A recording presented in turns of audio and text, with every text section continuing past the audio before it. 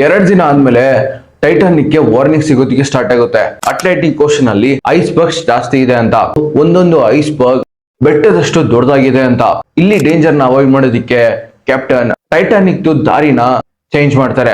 Captain seat ಅಲ್ಲಿ 62 ವರ್ಷದ senior captain Edward John Smith ಇದ್ದಿದ್ದು. ಡೈರೆಕ್ಷನ್ ನ ಚೇಂಜ್ ಮಾಡ್ಕೊಂಡ್ರು, ಅವ್ರ ಸ್ಪೀಡ್ ನ ಕಮ್ಮಿ ಮಾಡೋದಿಲ್ಲ. ಬೇಸಿಕಲಿ ನೀರಲ್ಲಿ ಟ್ರಾವೆಲ್ ಮಾಡ್ತಾ ಇರ್ಬೇಕಾದ್ರೆ ಒಂದು ಶಿಪ್ ಇನ್ನೊಂದು ಶಿಪ್ ಗೆ ವಾರ್ನಿಂಗ್ ಕೊಡುತ್ತೆ ರೇಡಿಯೋ ಮೂಲಕ, ದಾರಿಯಲ್ಲಿ ಅನ್ನೋದು ಡೇಂಜರ್ ಇದೆ. ಇದೇ ತರ ಟೈಟಾನಿಕ್ ಗೆ ಕೂಡ 14th ಏಪ್ರಿಲ್ 1912 ಇವತ್ತು ಟೈಟಾನಿಕ್ ಗೆ 7 ಐಸ್ಬರ್ಗ್ ವಾರ್ನಿಂಗ್ ಸಿಕ್ಕಿತ್ತು. ಆದ್ರೆ ಕ್ಯಾಪ್ಟನ್ ಮತ್ತೆ ಅವ್ರ ಕ್ರೂ ಇದನ್ನ ಕಂಪ್ಲೀಟ್ಲಿ ಇಗ್ನೋರ್ ಮಾಡ್ಬಿಡ್ತಾರೆ. ರಾತ್ರಿ ಆಗುತ್ತೆ, ಟೆಂಪರೇಚರ್ -2 ಡಿಗ್ರಿ ಅಲ್ಲಿ ಇರುತ್ತೆ.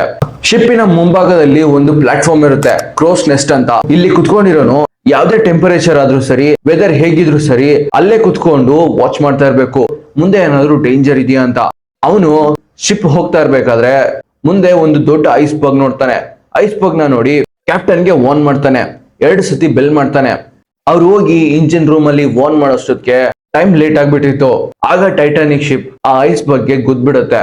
ಆ ಐಸ್ ಬರ್ಗ್ ಒಂದು ಮೌಂಟೇನ್ ಗಿಂತ ದೊಡ್ಡದಾಗಿತ್ತು. ಅದ್ರದ್ದು ವೆಯ್ಟ್ 1.5 ಮಿಲಿಯನ್ ಟನ್ಸ್ ಆಗಿತ್ತು.